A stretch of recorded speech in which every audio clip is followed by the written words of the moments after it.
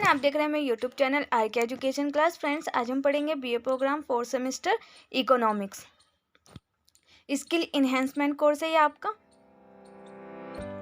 Data विश्लेषण, data analysis, इसका first chapter पढ़ेंगे आज हम। फर्स्ट चैप्टर है इसका डेटा।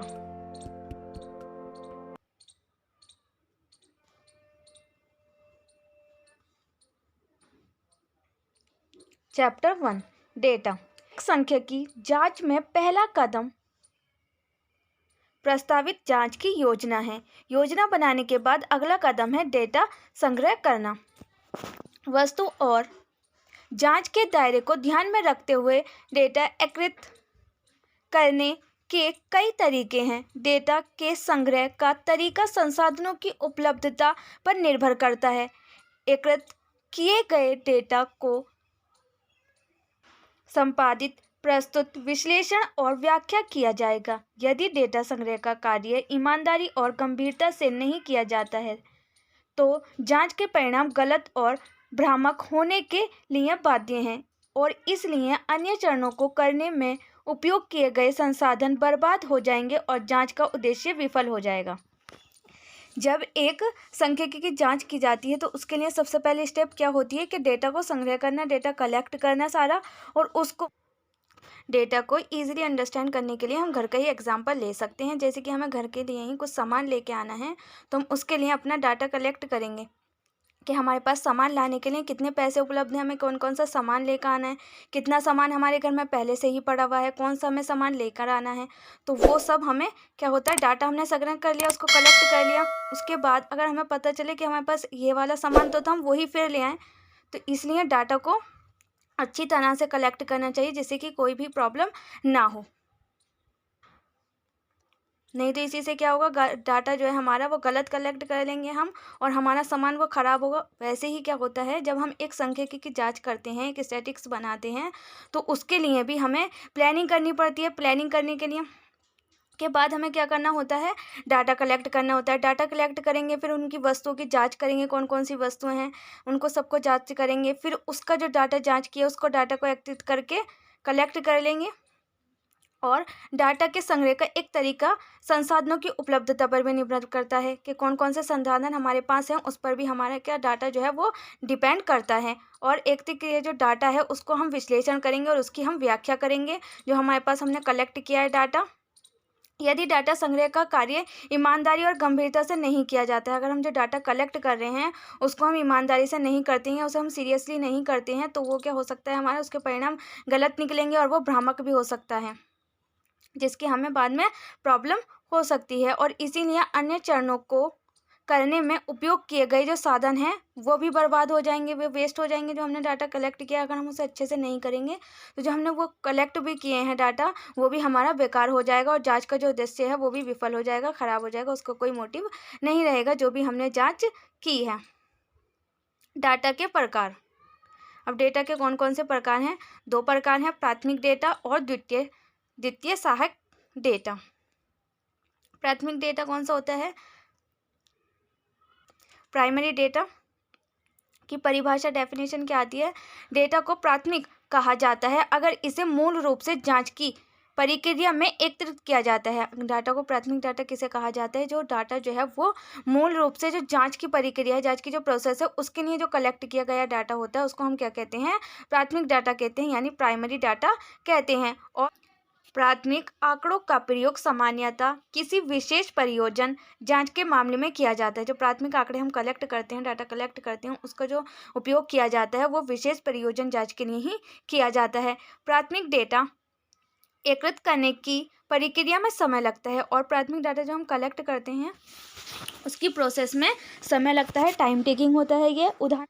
उदाहरण के लिए हम मान लेते हैं कि 2 कंपनियां हैं, उसके जो कर्मचारी हैं उनकी औसत आय की तुलना करना चाहते हैं कि 2 कंपनियों के एम्प्लॉय की जो इनकम अर्न करते हैं उसकी जो एवरेज सैलरी है, एवरेज इनकम है उनकी, उसको हम कंपैरिजन करेंगे। ये दोनों कंपनियां जो हैं उनके कर्मचारियों की जो आय है उससे रिलेटेड जो हम डाटा कलेक्ट करेंगे उसके द्वारा ही इनका कंपैरिजन करेंगे। एकत्रित किए गए डाटा को डेटा के दोनों समूहों का औसत लेकर संपादित, प्रस्तुत और विश्लेषण किया जाएगा। और जो दोनों कंपनियां हैं उसके जो कर्मचारी हैं, उसके जो एम्प्लॉयज़ हैं, उनकी जो इनकम है उसका डाटा कलेक्ट करेंगे और दोनों समूहों के जो औसत लेंगे, उनकी एवरेज लेंगे और उनका प्रस्तुत करेंगे, उनका विश्लेषण करेंगे, उनको एनालिसिस करेंगे। और उसके बाद जो डाटा कलेक्ट होगा वो डाटा कौन सा होगा? प्राथमिक डाटा होगा, क्योंकि इस जांच में इस्तेमाल किया गया प्राथमिक डाटा है, क्योंकि जांच की प्रक्रिया के दौरान कर्मचारियों की आय के संबंध में डेटा एकत्रित किया गया था। क्योंकि प्राथमिक है, क्योंकि जो कर्मचारी हैं उनकी जो आय थी उससे रिलेटेड डाटा एकत्रित किया गया था और उस पर विश्लेषण किया गया था, उसका एनालिसिस किया गया था, इसलिए ये क्या है? प्राथमिक डेटा है।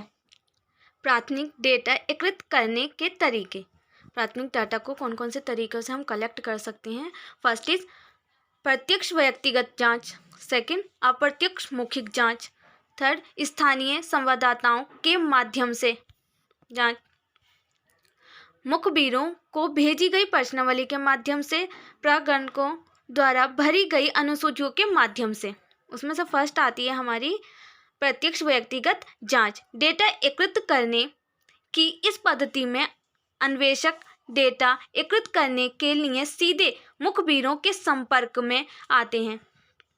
प्रत्यक्ष व्यक्तिगत जांच में इसकी जो जांच करते हैं उसमें जो अन्वेषक हैं, वो जो इन्वेस्टिगेटर हैं, वो जो डायरेक्ट इन्फॉर्मर होते हैं उनके संपर्क में आते हैं, उनसे डाटा कलेक्ट करते हैं और उस डाटा को एकत्रित कर लेते हैं। अन्वेषक यानी इन्वेस्टिगेटर स्वयं जांच के दायरे में आने वाले विभिन्न मुखबिरों का दौरा करते हैं। जो भी इन्फॉर्मेंट्स हैं उनका खुद जो इन्वेस्टिगेटर हैं, जो इन्फॉर्मेंट्स हैं, उनके द्वारा जो किए गए डाटा कलेक्ट है उनके संपर्क में आते हैं और उनसे डाटा कलेक्ट कर लेते हैं और जांच की आवश्यकता के अनुसार डाटा एकत्रित करते हैं। जिस तरह से उनकी जांच की नीड होती है उसी के अकॉर्डिंग वो डाटा को कलेक्ट कर लेते हैं। मान लीजिए कि एक इन्वेस्टिगेटर जो है वो इस पद्धति का उपयोग करने के लिए एक कारखाने में जाता है। उसके जो कर्मचारी हैं उनके जो वो वेतन अर्न करते हैं, जब वो इनकम अर्न करते हैं, जो उनकी सैलरी है, उनके संबंध में वो डाटा कलेक्ट करता है।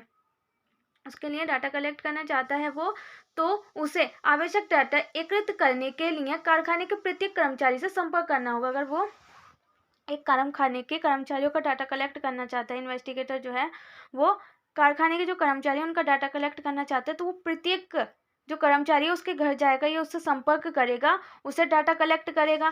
प्राथमिक डेटा एकत्रित करने की इस पद्धति के संदर्भ में प्रोफेसर C.A. मोजर ने टिप्पणी की है।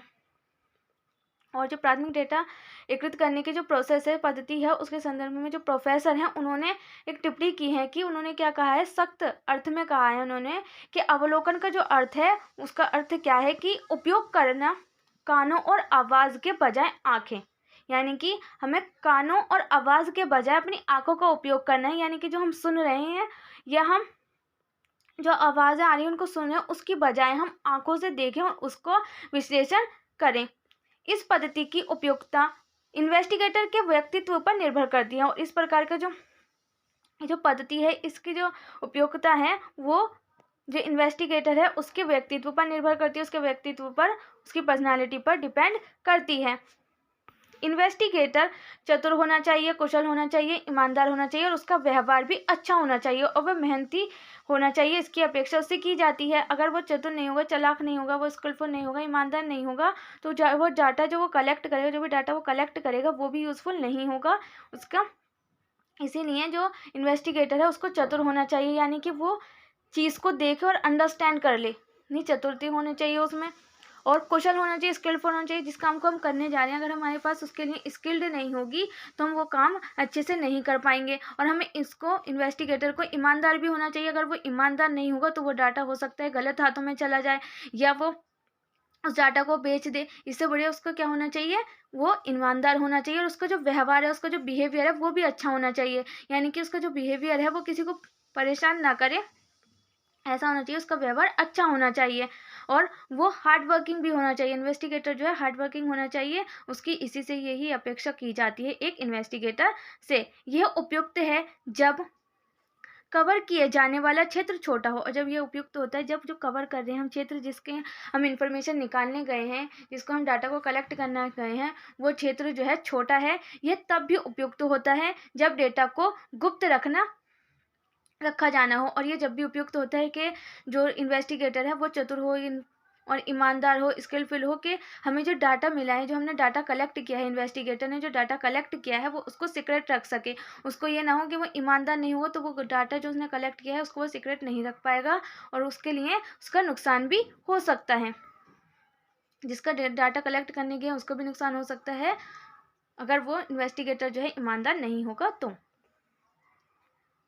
थर्ड, इसमें सेकंड पॉइंट नहीं है अप्रत्यक्ष मौखिक जांच वाला। अप्रत्यक्ष मौखिक जांच में क्या हो सकते हैं कि इन्वेस्टिगेटर जो है वो जो इन्फॉर्मर्स है उनसे मौखिक रूप में वो पूछ सकता है कि हाँ भाई हमें डाटा कलेक्ट करना है, कंपनी के कर्मचारी उनका डाटा कलेक्ट करना है, तो वो मौखिक रूप में उनसे ले सकता है और उसको ऐसी चीज़ बता सकता है। तो मौखिक रूप में लेने से क्या होता है कि प्रॉब्लम भी आ जाती है कि हम जो डाटा कलेक्ट कर रहे हैं उसमें हमें प्रॉब्लम आ सकती है कि उसने क्या बोला, हम क्या दूसरे बंदे को बता रहे हैं, या दूसरा व्यक्ति जो हम उसे क्या बता रहे हैं, ये भी उसमें प्रॉब्लम आ सकती है। थर्ड आ जाता है हमारा स्थानीय संवाददाताओं के माध्यम से डाटा को कलेक्ट करना। डेटा एकत्रित करने की इस पद्धति में इन्वेस्टिगेटर जो है वो सीधे जो है वो जो इन्फॉर्मेंस है उनके संपर्क में नहीं आता। इन्वेस्टिगेटर जो है वो जो इन्फॉर्मेंस है, जिनको इन्फॉर्मेंस को वहाँ पर क्षेत्र में छोड़ा गया है उनके सीधे संपर्क में नहीं आता है वो, बल्कि इसके बजाय वो क्या करता है, खुद इन्फॉर्मेंस के बारे में डाटा एकत्रित किया जाता है। जो इन्फॉर्मेंस हैं उनके बारे में डाटा एकत्रित किया जाता है, डाटा कलेक्ट किया जाता है और इन्वेस्टिगेटर द्वारा नियुक्त स्थानीय संवाददाताओं द्वारा इन्वेस्टिगेटर को भेजा जाता है और इन्वेस्टिगेटर के द्वारा ही जो संवाददाता को उन्होंने भेज रखा है उस क्षेत्र में, एक क्षेत्र ही मान लेते हैं हम कि एक क्षेत्र में भेज रखा है, जो उस स्थानीय संवाददाता हैं उसके द्वारा जो इन्वेस्टिगेटर को जो भेजा गया डाटा है वो उसको कलेक्ट करते हैं। जैसे कि हम कह सकते हैं कि जो समाचार पत्र की जो एजेंसियाँ होती हैं, न्यूज़पेपर वाली जो एजेंसियाँ होती हैं वो क्या करती हैं, अपने अलग अलग क्षेत्र में वो अपने संवाददाताओं को भेज देती हैं और वो एक जगह एक ही संवाददाता को नहीं भेजती, 2 या 3 संवाददाताओं को भेजती हैं, जिससे कि पूर्वग्रह की जो प्रॉब्लम है उसको सॉल्व किया जा सकती है। पूर्वग्रह क्या होता है कि या तो वो संवाददाता जो है जो पहले का पड़ा हुआ डाटा है उसी को बता सकता है कि हाँ भाई यहाँ पर ये चीज़ है, ऐसा ना हो इससे बचने के लिए, और किसी वस्तु या किसी चीज़ का जिसका भी वो डाटा कलेक्ट करने गए हैं उसको वो गलत ना प्रेटेंड करें, इसीलिए एक ही से ज़्यादा 1 या 2 इन्वेस्टिगेटर को वहाँ पर, संवाददाता को वहाँ पर भेजा जाता है डाटा कलेक्ट करने के लिए, जिससे कि पूर्वग्रह की समस्या को दूर किया जा सके। और प्रत्येक क्षेत्र में एक से अधिक संवाददाता नियुक्त करने की सलाह दी जाती है कि एक से अधिक संवाददाताओं को नियुक्त किया जाए, जिससे कि प्रॉब्लम ना हो, जो कि वो डाटा जो है वो पुराना ही ना बताएं या वो कोई डाटा जो गलत कलेक्ट करने गए वो कोई गलत डाटा कलेक्ट ना करें। इसीलिए 1 से 2 नियुक्त संवाददाता जो है उनकी नियुक्ति करने की सलाह दी जाती है। संवाददाता स्वयं वंचित डेटा अपने संबंधित समाचार पत्र के कार्यालयों में भेजते हैं, जो वो डाटा कलेक्ट करते हैं, जो उनके संबंध में जो कर्मचारी वो हैं, कार्यालय हों, उनके वह वो भेज देते हैं डाटा जो उन्होंने कलेक्ट किया उसको सेंड कर देते हैं। इस पद्धति की उपयुक्त संवाददाता के व्यक्तित्व पर भी निर्भर करती है, ये भी उसके व्यक्तित्व, उसकी पर्सनालिटी पर भी डिपेंड करती है कि वो किस अकॉर्डिंग अपने डाटा को कलेक्ट कर रहा है, वो निष्पक्ष है या नहीं, वो कुशल है या नहीं, या वो ईमानदार है या नहीं। उसकी भी उससे उम्मीद की जाती है कि वो निष्पक्ष होकर उसकी जाँच करे, जो वो डाटा कलेक्ट करने गए हैं उसको डाटा को कलेक्ट करे निष्पक्ष होकर, वो स्किलफुल हो उसके लिए और वो ईमानदार हो, इसकी भी उसे उम्मीद की जाती है एक इन्वेस्टिगेटर से और एक संवाददाता से। मुखबिरों को भेजी गई प्रश्नावली के माध्यम से, यानी जो इन्फॉर्मेंस है उनको जो प्रश्नावली भेजी गई है, जो उनको क्वेश्चन भेजे गए हैं उसके माध्यम से भी डाटा को चेक किया जाता है, डाटा कलेक्ट किया जाता है। डेटा एकत्रित करने की इस पद्धति में इन्वेस्टिगेटर द्वारा सीधे इन्फॉर्मर से संपर्क नहीं किया जाता है। इसमें भी क्या नहीं किया जाता कि जो इन्फॉर्मर्स है उनसे डायरेक्ट संपर्क नहीं किया जाता है, बल्कि इसके बजाय जो इन्वेस्टिगेटर है वो डाक द्वारा प्रश्नावली को भरकर उन्हें वापस भेजने के अनुरोध के साथ डाक द्वारा भेजता है। यानी कि जो इन्वेस्टिगेटर है वो क्या करता है, जो इन्फॉर्मर्स है उनको डायरेक्ट उनसे टॉक नहीं करता, उनसे डायरेक्ट बात नहीं करता, उनसे डायरेक्ट संपर्क नहीं करता, बल्कि वो क्या करता है, एक प्रश्नावली भेज देता है, उन्हें क्वेश्चन भेज देता है कि ये क्वेश्चन है, उसको किसके द्वारा भेजता है, वो डाक के द्वारा, यानी कि पोस्ट के द्वारा वो क्वेश्चन भेज देता है जो इन्फॉर्मर्स है उनके पास, इन्वेस्टिगेटर। और फिर उनसे क्या उम्मीद करता है कि जो इन्फॉर्मर्स है वो भी इन्वेस्टिगेटर को अपने जो उन्होंने क्वेश्चन दिए हैं वो उनके आंसर लिखकर भेज दें, यानी कि जो उसे कि वो डाटा को कलेक्ट कर सके। वो पर्सनली के द्वारा भेजता है, पर्सन दे देता है उनको, और वापस उम्मीद भी करता है कि उनसे अनुरोध करता है कि वो डाक के द्वारा ही वो उसको जो पर्सन दिए हैं उनके आंसर उसे भेज दें। इस पद्धति की उपयोगिता प्रश्नावली की गुणवत्ता और मुखबिर की प्रतिक्रिया पर निर्भर करती है। और इस पद्धति की जो उपयोगिता है वो प्रश्नावली की गुणवत्ता के प्रश्नावली की जो गुणवत्ता है वो कैसी है, और जो इन्फॉर्मर है उसकी प्रतिक्रिया कैसी है उस पर डिपेंड करती है।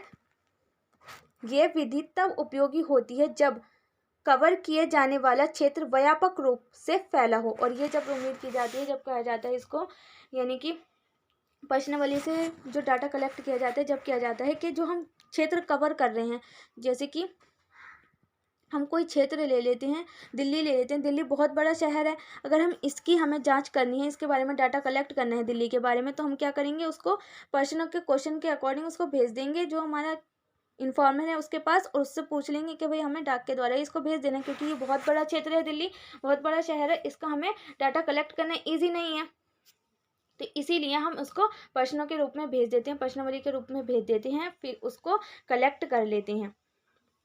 क्योंकि ये जो क्षेत्र है दिल्ली वो हमारा बहुत बड़ा है। अगर हम दिल्ली का ही एक स्पेसिफिक जगह को ले लेते हैं तो वो छोटा शहर है, छोटे जगह है, उसको हम इजीली कलेक्ट कर सकते हैं उसका डाटा।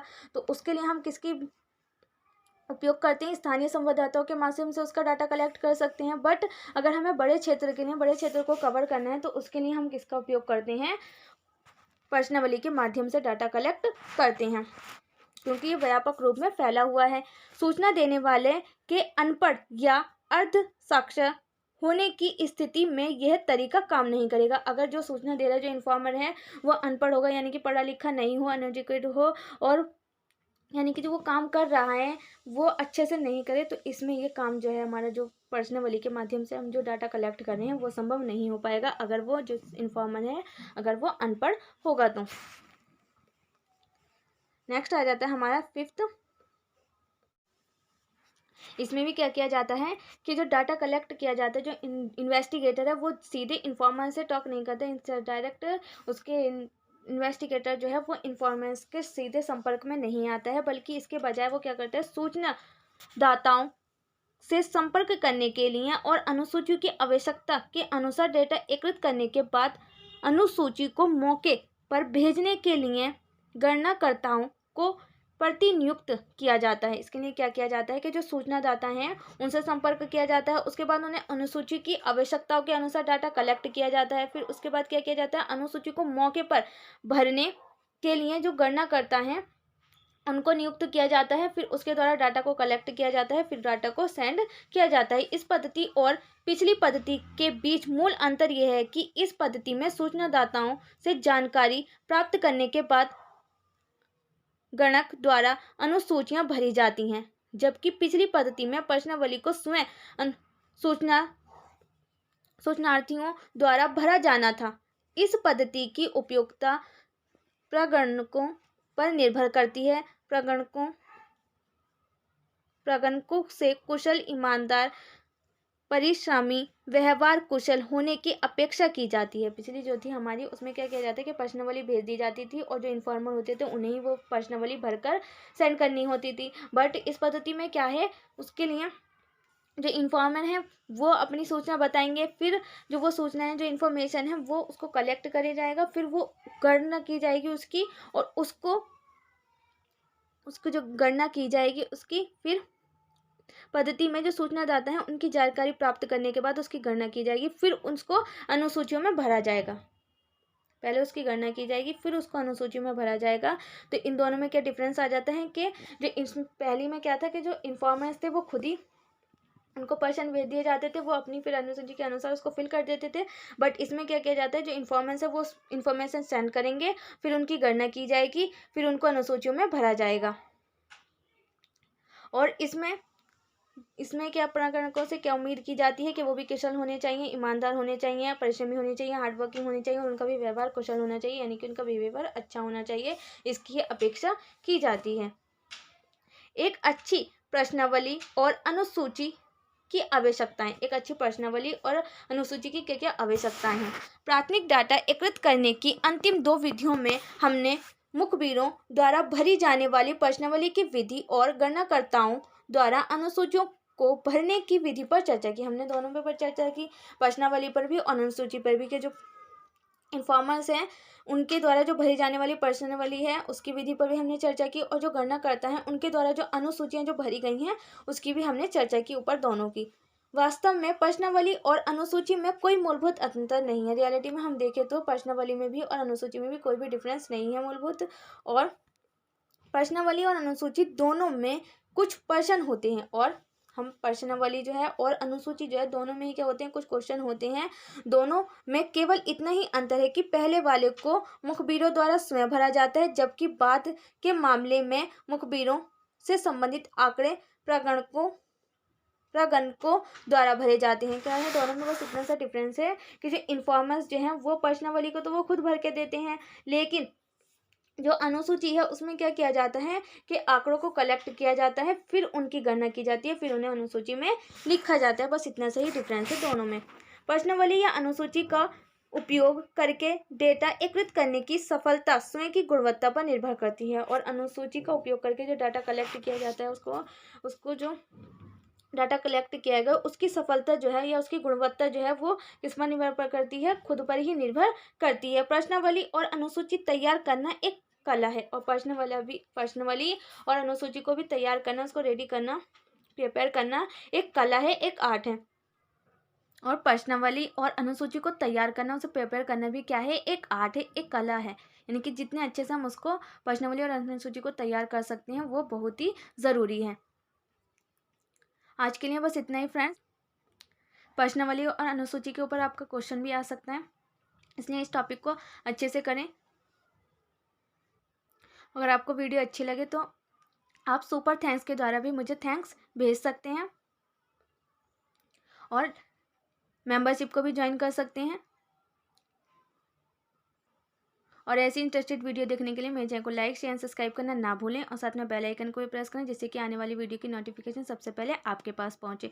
और वीडियो को ज़्यादा से ज़्यादा शेयर करें, जिससे कि मुझे भी मोटिवेशन मिले वीडियो बनाने के लिए। कम से कम इस पर 1000 व्यूज़ आ जाने चाहिए,